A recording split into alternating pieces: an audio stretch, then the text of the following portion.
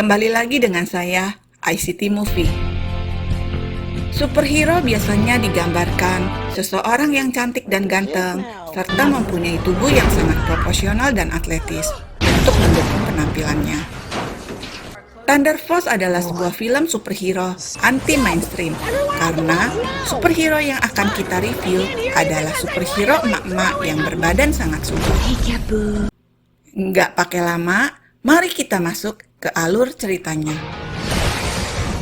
Chicago, 1988. Dikisahkan seorang anak bernama Emily harus menjadi yatim piatu dikarenakan kedua orang tuanya telah meninggal dunia atas insiden yang dilakukan oleh sang perusuh. Kedua orang tua Emily adalah ilmuwan yang ahli dalam ilmu genetika yang dapat merubah manusia menjadi manusia super, atau yang biasa kita sebut sebagai mutan. Akan tetapi, penelitian itu belum selesai. Mereka berdua sudah terbunuh. Emily mewarisi kepandaian dari kedua orang tuanya, karena di sekolah ia merupakan siswi yang sangat pandai, dan dia bercita-cita untuk menghentikan aksi sang perusuh jika kelak dia sudah besar nanti. Siapakah sang perusuh itu? Sang perusuh adalah beberapa orang yang mempunyai kekuatan super atas benda langit yang jatuh ke bumi pada bulan Maret 1983. Radiasi gelombang itu menyebabkan beberapa orang mempunyai kekuatan super. Namun, orang yang terkena radiasi cenderung menjadi psikopat. Dialah sang perusuh. Pada suatu hari, Emily mendapat perundungan dari siswa yang bernama Wayne.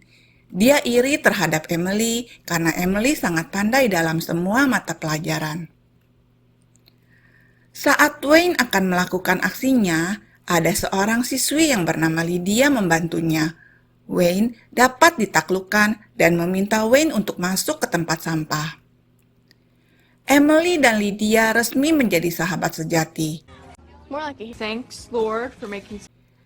Bahkan, Lydia sudah dianggap keluarga oleh neneknya Emily, sampai mereka berdua tumbuh menjadi gadis remaja.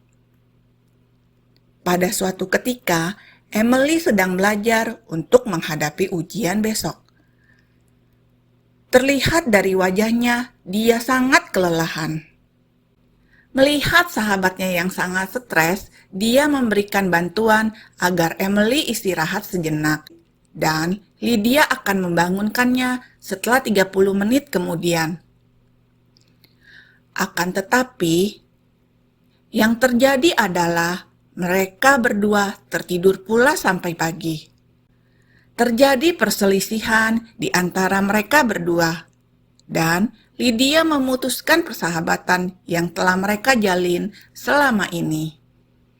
20 tahun kemudian, Lydia bekerja sebagai sopir mobil forklift di sebuah pelabuhan.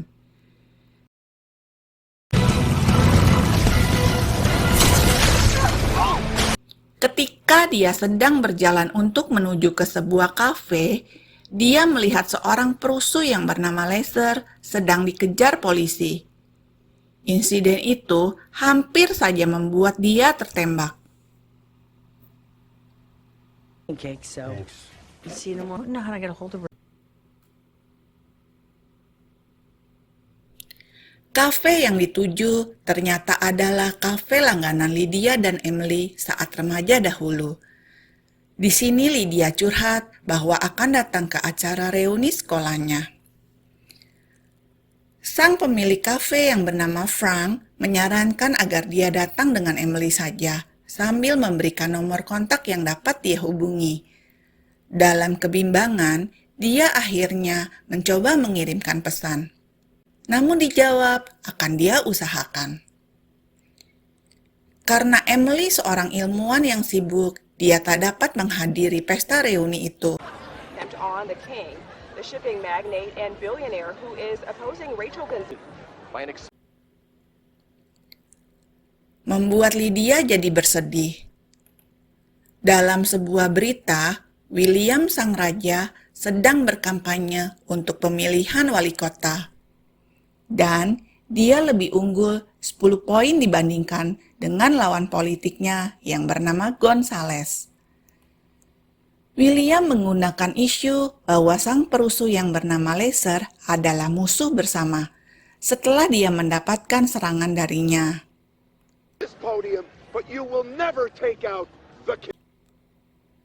Serta berita tentang Emily yang telah mempunyai perusahaan bernama Stanton 40. Lydia pun memutuskan untuk mendatangi tempat Emily bekerja. Way to go, Em. Kedatangannya sempat ditolak oleh resepsionis, yang akhirnya dapat diterima juga setelah resepsionis menghubungi Emily. Lydia pun sangat tertegun dengan tempat ruang kerja Emily. Dia ditemani oleh salah satu karyawan yang bernama Jessie. Dan mereka berdua dapat bertemu kembali setelah 20 tahun tidak saling tegur sapa. Well, we were texting, and I texted you, and then you wrote. Tanpa sengaja, Lydia menumpahkan minuman ke baju Emily, dan dia harus mengganti bajunya. Sebelum Emily keluar ruangan, dia berpesan agar Lydia jangan menyentuh barang apapun di labnya. Good luck. Karena Lydia orang yang sangat sembrono, dia ingin mengetahui benda-benda yang aneh di sekitarnya. Dia mencari saklar lampu untuk penerangan sambil beristirahat. She's got. Oh, not touch anything else. I wait for my beer. Tiba-tiba, kursi itu menyuntikkan serum di pipinya. Ternyata, panel yang dia sentuh tadi adalah panel untuk menghidupkan alat injeksi serum. Hal ini membuat semuanya heboh, termasuk Emily serta rekan sejawatnya yang bernama Ellie, mantan agen CIA. We'll continue with the super strength treatments with a village idiot. Karena serum itu adalah serum yang dia kembangkan selama 20 tahun. Dan proses pembuatannya membutuhkan waktu selama 5 tahun. Serum itu adalah serum genetika yang dapat membuat orang mempunyai kekuatan super. Dan harus dipantau selama 33 hari. Jika tidak, tubuhnya akan meledak dalam 1 minggu. Karena takut, Lydia pun menyetujuinya. Lydia diantar ke sebuah kamar dan harus mengikuti prosedur yang ada. Di sini, dia baru mengetahui Emily sudah mempunyai seorang anak yang bernama Tracy. Lydia dan Tracy pun cepat menjadi akrab, dikarenakan mereka adalah pemain game online Fortnite. Bahkan mereka berjanji untuk bermain bersama. Cover and train. So Hart 7B. Wait, is that your address? Oh my God, don't put your address online. Hari pertama Lydia harus bangun jam 5 pagi untuk melakukan pengujian kekuatannya. Pengetesan hari pertama masih belum terlihat kekuatan supernya, dan dia pun mendapatkan penyuntikan kedua. Lydia harus disuntik sebanyak 33 kali.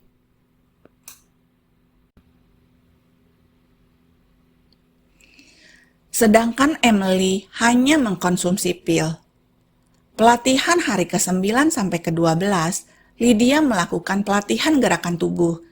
Dan di hari itu, Emily memberikan makanan ayam mentah dikarenakan tubuhnya membutuhkan asam amino murni serta kebutuhan fosfor pada tulang-tulangnya. Tawaran itu sempat ditolaknya. Thing you can stomach. Ew. For density. Ternyata Lydia sangat menyukai hidangan itu.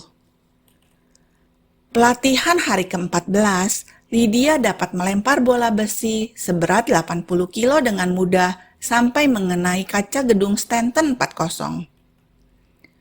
Stanton's building. Di sela-sela waktu senggangnya, Tracy dan Lydia bermain game bersama sambil bergosip ria hingga terdengar juga oleh Emily. Game. Hey, can I ask you, are you still awake? It's 1:00. For the love of God, hit the off button. Pelatihan hari ke-18, Lydia berlatih tinju. Pelatihan hari ke-23, Lydia sudah mempunyai pukulan super.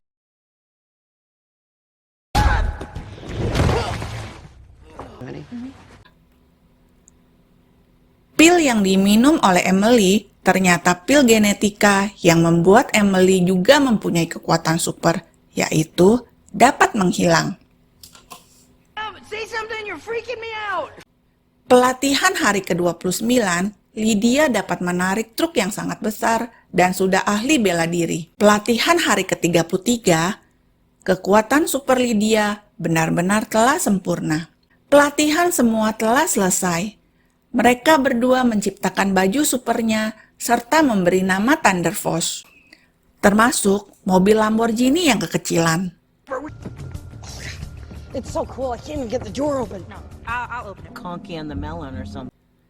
Tracy menyiapkan senjata sengatan listrik untuk digunakan ibunya. Agar aksi mereka dikenal oleh publik, mereka akan menghentikan perampokan yang dilakukan oleh perusuh yang bernama Si Kepiting di sebuah minimarket.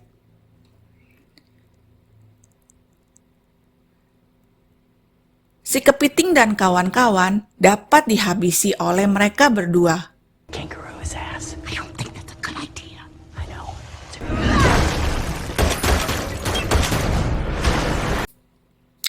Akan tetapi, Lydia dan Si Kepiting jatuh cinta pada pandangan pertama, sehingga Si Kepiting dapat lolos dari sergapan itu. Aksi mereka pun mulai diketahui oleh publik, termasuk William yang penasaran terhadap mereka berdua. Dan William ingin mengajak mereka berdua bekerja sama dengannya. There he is. It's looking better. What? I like you, Laser. Seperti Laser dan Si Kepiting yang ternyata anak buah William sendiri. You know, dead. Ajakan itu ditolak mentah-mentah. William pun mengancam akan menghabisi keluarga Emily. Bingo. Mereka berdua langsung menuju kediaman sang nenek untuk menyelamatkan dan meminta pindah untuk sementara waktu. Tapi ditolak oleh sang nenek. I have been saving it. Thunder Force mendukung kampanye dari wali kota Gonzales dan membuat Gonzales menjadi pemenang dalam pemilihan wali kota, mengalahkan William sang raja. William sangat gusar dan dia merencanakan strategi jahat untuk membunuh Gonzales dan para pendukungnya dalam sebuah acara pesta perayaan kemenangan Gonzales, City deserves what's coming to it. di mana tempat pesta yang akan diselenggarakan sudah dipasang bom. Sedangkan Laser memburu Thunder Force yang sedang berada di kafe milik Frank.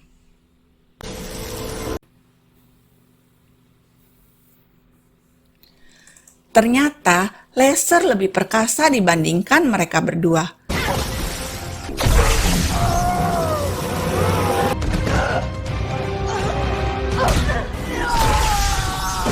Lydia pun sangat emosi dengan terus mengejar Laser.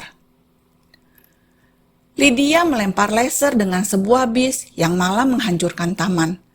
Perbuatannya sempat dilarang oleh Emily, dan terjadi percekcokan di antara mereka berdua, sehingga membuat Thunder Force bubar. Atas kerusakan taman itu, Emily harus membayar ganti rugi sebesar $1 juta. I am very surprised that you... Much too soon. What happened? Oh, well, Lydia dan Si Kepiting mulai melanjutkan kisah cinta mereka dan mengetahui cerita Si Kepiting bisa menjadi seperti ini. Si kepiting akhirnya membocorkan semua rencana William yang akan membunuh Gonzales dengan bom. And I don't know if it's just because I got a lot of family up and down the, Anything on that menu look good to you? I was thinking Lydia menemui Emily lagi untuk menghentikan rencana William. Mereka segera menuju gedung itu untuk menyelamatkan. Can you read me? hammer down. Tracy, this could take a while. Namun dikhianati oleh Ellie yang telah disuap oleh William. Tetapi pengkhianatan itu diketahui oleh Tracy. Laser pun mulai menyerang mereka berdua. Kali ini, Laser dapat dibuat pingsan untuk sementara waktu. Recognized hobby.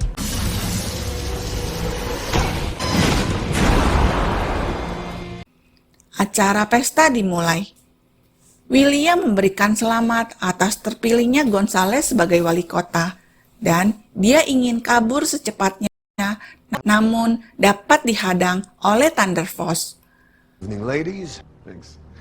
The big, beautiful bomb. You didn't think I was gonna let a couple nagging Mulailah terjadi pertarungan manusia-manusia berkekuatan super. tongue? Enjoy the ride. Saat Lydia terdesak oleh William, si kepiting menyelamatkan Lydia, dan capit tangannya dihancurkan oleh William. Traitor. Begitu pula dengan Emily yang mulai terdesak dihajar oleh Laser. Tiba-tiba, Tracy datang menolongnya. Ternyata, Tracy juga mempunyai kekuatan super, yaitu dapat berlari dengan cepat seperti The Flash.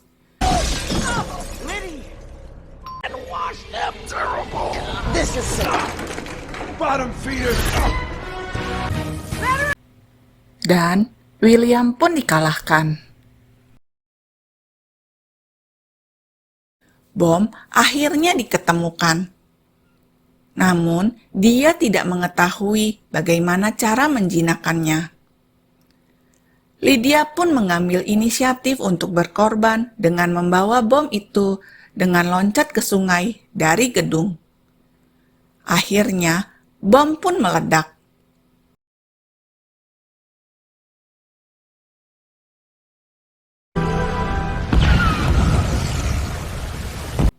Emily menangis saat Lydia ditemukan sudah tidak bernyawa. Tiba-tiba timbul keajaiban, dia dapat kembali hidup dikarenakan baju Thunder Force yang menyelamatkannya. Gonzales pun sangat senang atas pertolongan dari Thunder Force, dan dia akan menjadikan Thunder Force sebagai pelindung kota Chicago. Lydia dan si kepiting melanjutkan cinta kasih mereka. Dan film pun tamat. Terima kasih. Bye-bye.